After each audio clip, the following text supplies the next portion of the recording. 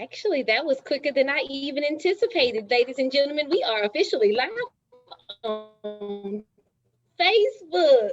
We are here and ready to go, starting another episode of Wisdom Wednesday in the Home for the Holidays series. Guys, we are so excited to be here just before the Christmas holiday break. I know everyone is looking forward to that eggnog and the gingerbread cookies in the gingerbread house.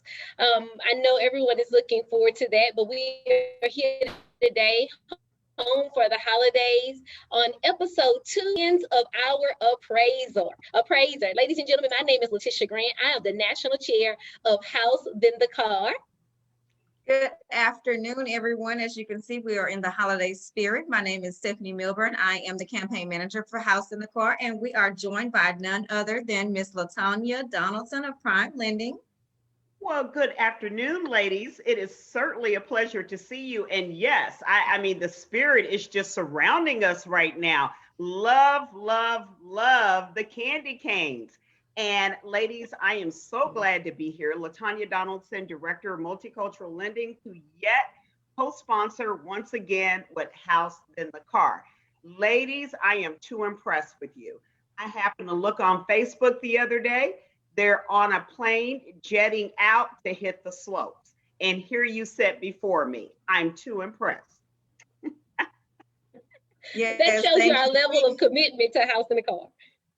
Absolutely, absolutely. Although we did enjoy the snow, we were too excited to come back and talk about appraisal. So our show today is in the hands of the appraiser. And today our appraiser is Mr. Jay Joseph. So Mr. Jay Joseph of Joseph Appraisals Group was established in 2003 by Jay Joseph, who is the owner and active working appraiser. Jay is a certified residential appraiser with over 28 years of experience. His area of expertise is in appraising custom and unique homes. He is certified in the valuation of green sustainable buildings. Jay was a founder of Value Trend Solutions and currently a chief of review appraiser for Apex Appraisal Management Company. Jay is also a licensed real estate broker as well as an instructor for the Department of Real Estate and teaches a CE class. So guys, please get your virtual hands together and join us in welcoming Mr. Jay Joseph to our virtual stage. It's really nice to be here. You guys, this seems like this is going to be fun. So thank you for having me. Of course, Jay, we wouldn't have it any other way. We're definitely going to make this fun for you today. But here's where I want to go back because I did not get a hold of the bio before the episode today. And I just heard that you specialize in custom and unique homes. So that is going to be exciting and something very exciting for us to add to, that's going to be something exciting for us to add to the conversation today. So I'm looking forward to adding that in to what we've already slated to discuss today. So I will tell my audience, get your pen and paper ready today. Oh, so today you tell them to get their pen and paper ready. I'm just reminding them. I know my audience, they're always ready. But today, you know what? We've been kind of dibbling, dabbling a little bit about appraisals, and I know they've been excited to hear about this one. Yeah. Well, here's where I want to start, Jay. And I want you to tell our audience, what is the difference between an appraiser and an inspector? Because this topic comes up all the time, and I think some people think that those two titles can be interchangeable, but they're not. They're way different, and I'm really glad you brought this up. We're on the right track. So really often I'll get a complaint from a realtor or a homeowner that says, hey, the home inspector was here 4 hours and the appraiser was in and out of here in 20 minutes. And it's because what we do is so different. You know, a home inspector is picking everything apart, inspecting everything. And by the time they leave the house, their job's done. For the appraiser, the inspection, we call it the same thing, but it's different. The inspection might only take 20 minutes and it might only be about 1/10 of the appraiser's job. We assume the big difference is where inspectors are touching and checking everything.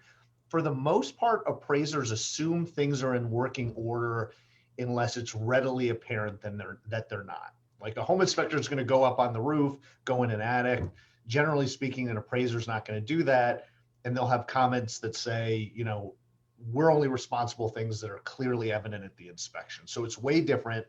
I wish when I left an inspection, I was done with an appraisal. I would make a lot more money. But the reality is I've got a long way to go. So it is confusing because we do call it inspections, but you're not going to find an appraiser tearing apart an AC unit, generally not going in an attic. And we make assumptions that things, one more thing, just here's a quick example. Like on a roof, like on a flat roof, a home inspector is going to go up and look at that roof and look for problems, right? Mm-hmm. The appraiser is going to look at the ceiling, and if we see ceilings collapsing or we see water damage, then we might say, hey, the roof might be bad. We want to call for another inspection. But if everything looks fine from the inside and the ceiling doesn't look bad and there's no clear water damage, we're going to make the assumption that the roof is fine. So hopefully that kind of clarifies things. Mm-hmm. Now tell us, Jay, tell our audience, please, as an appraiser, what is your main objective? My main objective for sure is to, at the end of it all, is to say what we think the house is worth. What's our opinion of value? Again, we have responsibilities. Like if there are readily apparent defects associated with the property that impact the health and safety or the soundness of the structure, it's our job to point those things out and require those items to be repaired. And that's because we're the eyes and ears of the lender. And lenders have guidelines, and lenders say, hey, we don't want to loan on a house where there's severe water damage. And if somebody moved in, there's, you know, a chance that they could get sick from mold behind some drywall. So we want to protect the lender's interests, but the main goal is at the end of it to say what we think the house is worth, and to make sure that that conclusion is supported. You know, there's certainly misconceptions that appraisers just kind of go, it's worth $450,000. That's what it's worth. And that's not, you know, we're responsible to have a methodology that we adhere to and that our conclusions are supported by market information. Yeah, and one of the things that I was going to say, Jay, in addition to protecting the lender and the lender's interest, also comes the buyer, right? So if I'm saying that I'm trying to buy this house for $400,000, I need to know that it's worth that. Yeah, that's super. It's a great point. I'm a VA appraiser also, and that's one of the things that VA stresses. Like if you ask them what our purpose is, it's to protect the veteran, to make sure the veteran's paying a fair price, that they're not getting a house that's got significant defects to it.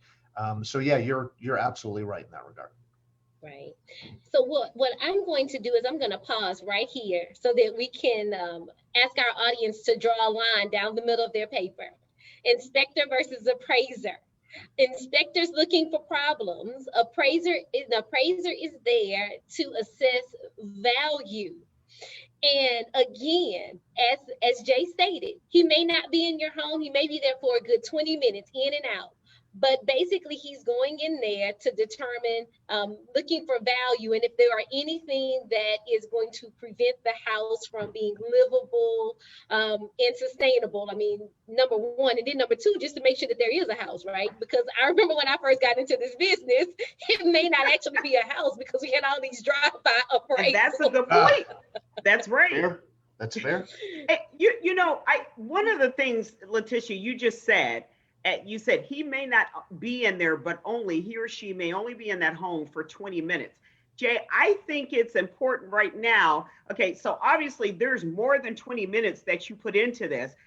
I think what a lot of people don't understand, you've done a whole lot of homework before you arrive at that house.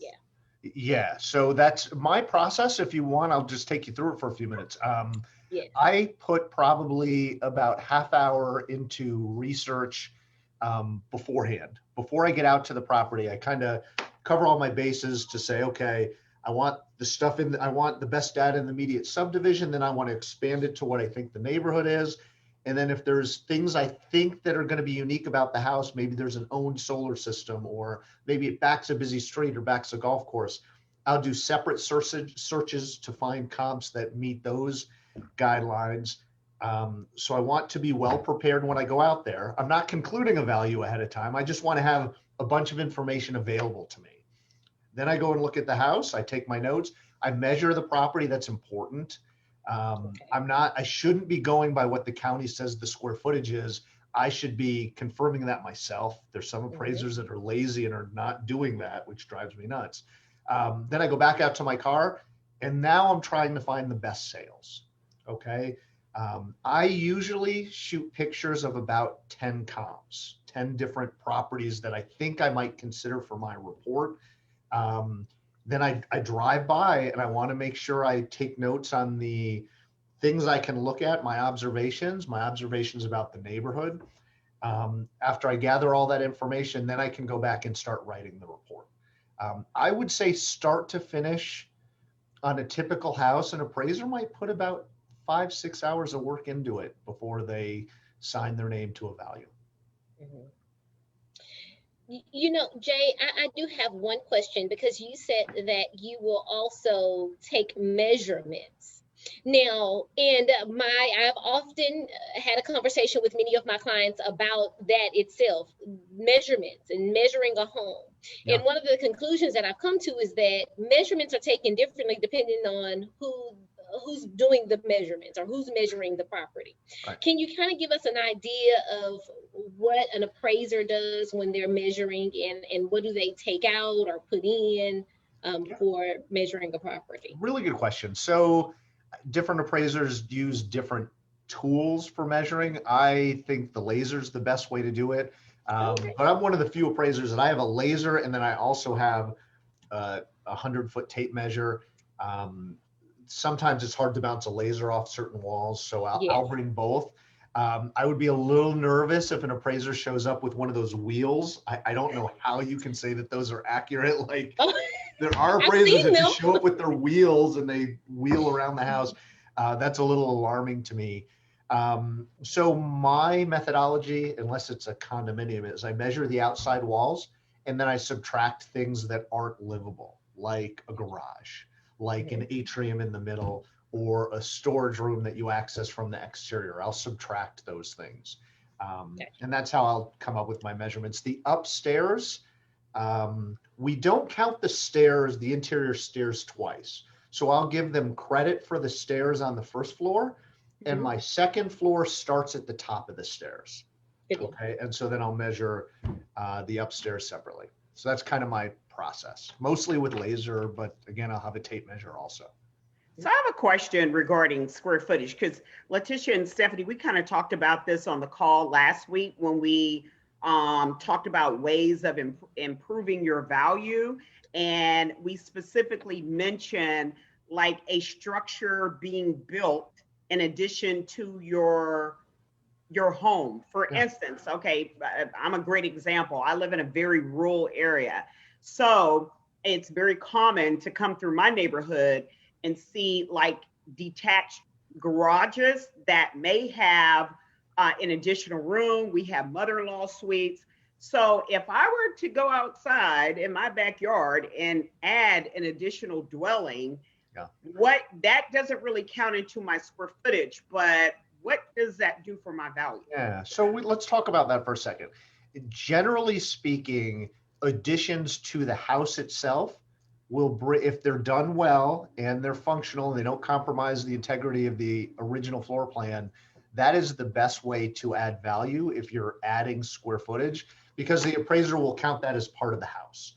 So if you were going to add a guest house, generally speaking, most appraisers would say the guest house has a little bit less functional utility. And so what I mean by that is when we make an adjustment in an appraisal, we're trying to mirror what we think the typical buyer would do. Does that make sense? Like if you're looking at an adjustment on the appraisal for pool, if that appraiser makes a $15,000 adjustment for a pool, what they're saying is they think a typical buyer in this neighborhood, this price range, this time period would pay about $15,000 for the pool. So when you talk about something like a guest house, to the typical buyer, that guest house has a little bit less functional utility, fewer uses, if that makes sense. And so I understand that on a particular property in a particular neighborhood, there are some buyers that are going to say, I need a guest house. I have elderly parents that I want to be able to Mother-in-law. put in there, a mother-in-law. I have a kid who plays the drums. I have a kid with a pot problem and I don't want him in the main house, whatever the case may be. So I know there are some people specifically that need a guest house for whatever reason, but that doesn't really fit the criteria for a typical buyer. I also know there might be some buyers that have no use for a guest house at all. So we kind of eliminate both of those people and we say, okay, the typical buyer likes a guest house, but likes it a little bit less and will use it less than the main house. So we should give it less value. That's why you're better off adding square footage to the main house as opposed to adding additional structures. No, Great that's point. good to hear. Great Because that point. feeds right into our next question, which is location, location, location. We hear this all the time, location, location, location. If you were to pick this house up and place it over here, it'd be worth $100,000 more.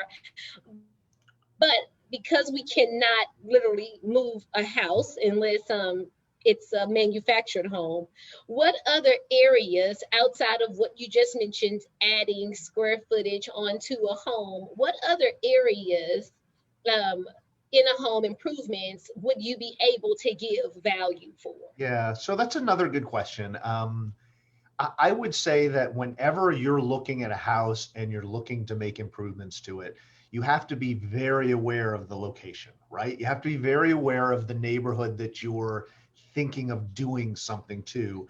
And the reason I say that is putting granite countertops in a nice neighborhood is more likely to return full value, full cost or more than if you put granite countertops in $100,000 neighborhood, if that makes sense. So always be really cognizant of the surroundings and what is typical for the neighborhood. I believe the formula to maximize value first, and what I mean is bring in more value than it costs to put the thing in, is cure the deficiencies. Okay. And so what I mean by that is let's figure out what's average for our neighborhood, and then let's do what we need to bring these substandards up to the area norms. So I think that's the first way to bring value. The other thing is if you have a totally remodeled kitchen, but the rest of the house isn't remodeled, then you're more likely to get more value by bringing those things up to the standards that you set in the kitchen. I'm a big believer in updating consistently.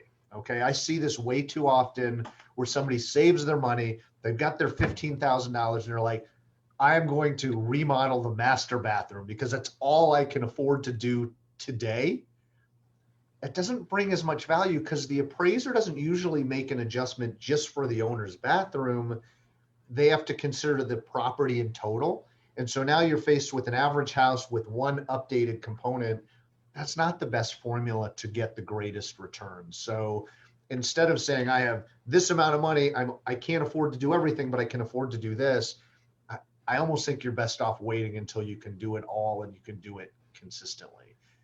Jay, you have just made my job, Stephanie's job, and the number of realtors that are on our virtual platform right now. You have made our jobs so much more easier at this point.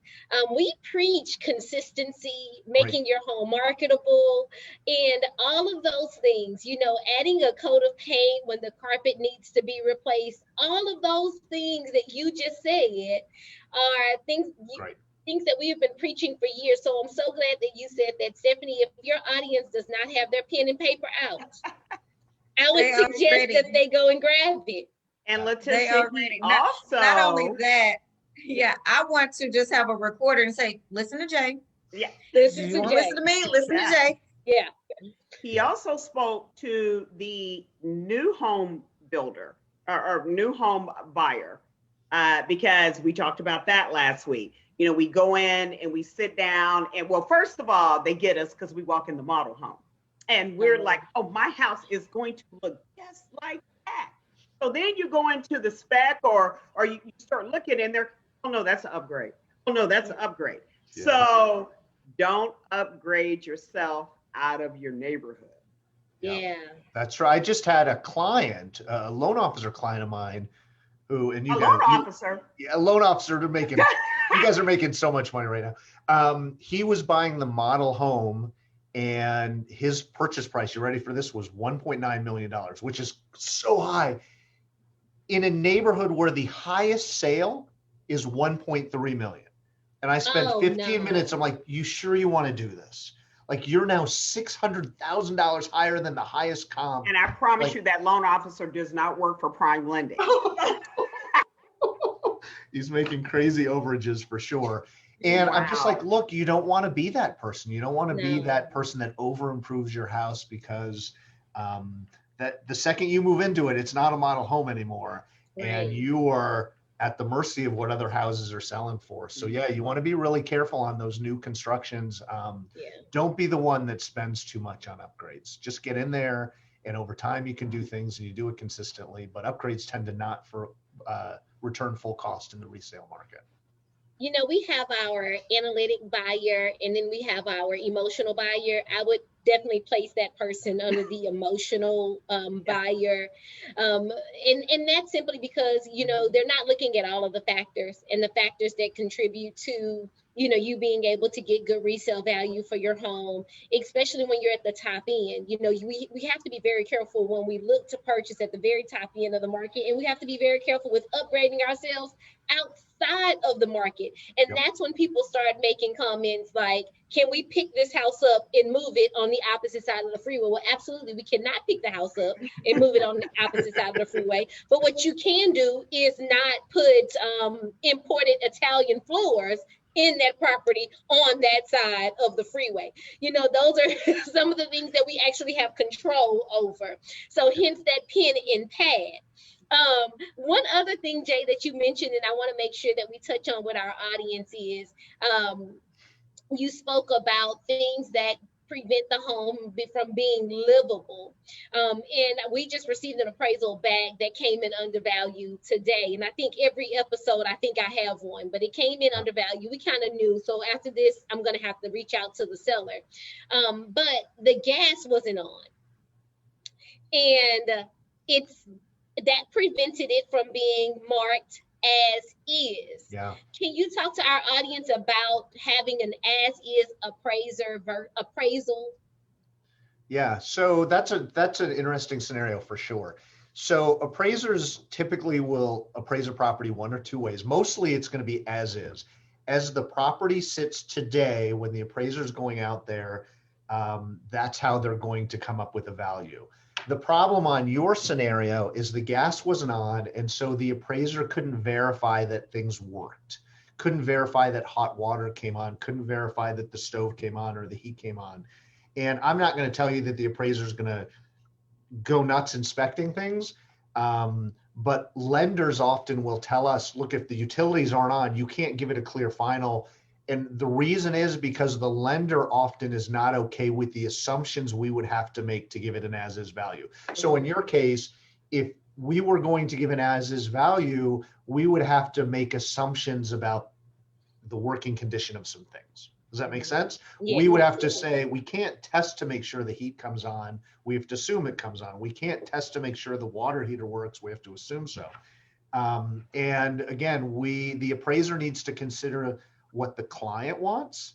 And so often if I go to a house and there's no gas on, instead of me doing it as is or subject to reinspection, those are the two choices, I'll call the lender and say, look, I can do it either way. I can make the assumptions that these items work and state that I couldn't verify, or I can do it subject to. And so what you're going to have to do in your scenario, you're going to have to get the gas on, and then the appraiser is going to have to come back out. So we can do it either way. I think that the good appraisers will call the lender and say, what would you like me to do? Like I just had one the other day. It was a triplex and I couldn't get into one of the bedrooms. And normally we're supposed to take pictures of all the rooms. And so in that case, I called the lender and say, I can do this as is and assume and comment that I'm assuming that bedroom is the same condition as the other bedrooms, or you can call for a reinspection. And I leave it up to them. Yeah. So, you know, we've all seen these memes, and it is The seller thinks their house is worth this. The buyer thinks their house is worth this. The agent, the realtors have stated their house is worth, and then the appraiser comes in and finalizes it. So of course we have a seller, and in my case specifically as well, all the time we go out, we as licensed agents, as realtors, we prepare these beautiful sheets of paper, because ultimately at the end of the day they become sheets of paper with our opinion, our professional opinion of how much a house is worth. Oftentimes we unfortunately walk out of there without winning. We've lost because we work for the seller and the seller says, I see what you have on that piece of paper, but I need you to increase that by this much. We do so. In this market though, we have a buyer that comes in and says, well, I really don't think the house is worth that dollar amount, but I'll go ahead and pay it because I need a place to stay. Right. They write an offer for that price. The lender gets a hold of it, does all of their due diligence, and then in comes the appraiser, who ultimately has a duty to their client, which is what Jay said. And Jay, talk to us now about, at this point, who your duty is to whom, who is your client, and then how often do you receive phone calls about price adjustments? Yeah. First of all, let me comment on something. You have awesome teeth. I'm sure everyone is thinking it. I just wanted to get that out there. Thank you. What was the question again? So this is definitely a tough time from an appraisal perspective. And the reason it's a tough time is because appraisers are having trouble keeping up with the market. Like the reality is in the Phoenix market, we had a 5-month period where the average sales price in Maricopa County area increased 23% in 5 months. That is really hard for appraisers to keep track of. And then often what we're seeing is bidding wars. I don't know about the set markets you're in, but you have a house listed at $300,000, 6 people want it. Next thing you know, your sales price is $30,000 higher than the list price. It's really hard for appraisers to account for that. And sometimes the winner of the bidding war is actually the biggest loser because they're paying too much. So we're faced with a lot of challenges. Our tool to work in a market like this is something called time adjustments. And what a time adjustment is, and we have to agree that one of the biggest flaws of appraising is we're using historic data to say what a house is worth today, right? Like I'm using a sale that's 3 months old, and if the market's gone up like this, what do I do? Because I'm appraising it today and the market's moving so fast. Appraisers make time adjustments. And so just take that scenario. If we're going up 1% a month, and here's today, and here's a comp that closed 3 months ago, but the meeting of the minds date was 4 months ago, my job as the appraiser is to add 4% appreciation to that comp to reconcile it to today. Again, the bigger problems are, okay, I got this. I got the 1% a month appreciation or the 2% appreciation, but then the bidding war comes in and now it's 3% appreciation. The appraiser can't justify it. So we're getting a lot of calls like what you alluded to from people that are unhappy with us. All I can do is, I think good practice, and what I teach my appraisers here is, if you're going to come in below the contract price, you owe everybody more than what you would give them otherwise. It's acknowledging that you came in below the contract price and really saying why. And here's what I considered, and this is what was provided to me by the agents, and this is why I considered this sale, but I didn't include this sale, and here's how I've accounted for the appreciation. You really want to give the parties to the transaction an understanding about the challenges we were faced with and why we didn't get up to the contract price. I think that that's good appraising. And then ultimately, Leticia, what you do is you hopefully are one of those realtors that reads the appraisals. So many just look at the number and then yell at people. Hopefully you're not that one. And you'll read that paragraph and say, hey, seller, I understand what happened here, and I met the appraiser. The appraiser was professional. I gave him all this information. There's an explanation about why they came in at their number. And I think it's pretty fair, and we need to decide what we're going to do next. Yeah. And unfortunately, on our side, that's a conversation we don't want to have. And sometimes we know that we're going to have it, right, at listing. But that's a conversation that we don't necessarily want to have. And every time I get an appraisal that's below, I look at all of the comps that are used and make a determination on if those are comps that I actually use and that I presented to the client at the start of the transaction. And then we just kind of go from there. But oftentimes things change while you're on the market. And unfortunately, there could be someone that came in and actually sold their home for a little less. And then that comp absolutely affects, ours. Yeah. So that is a different conversation that we have to have with the seller. Yep, it totally makes sense. It's not just a tough market for me. It's certainly a tough market for you because we're dealing with moving targets right now. Yeah. And it just makes it tough. And at the end of the day, I understand that realtors want to get their deals closed and they want to get their commission checks, but the good realtors don't take their eye off the prize, and the prize isn't the commission check. It's doing a good job for their clients and protecting their clients. And you seem like the type of ladies that would walk away from a deal or advise their client to walk away from a deal as opposed to putting themselves in a situation that might really hurt them down the road. And we've done it before. Yeah. Yeah. I believe you. They are amazing realtors. I believe that. Amazing. And they will definitely do that. Absolutely.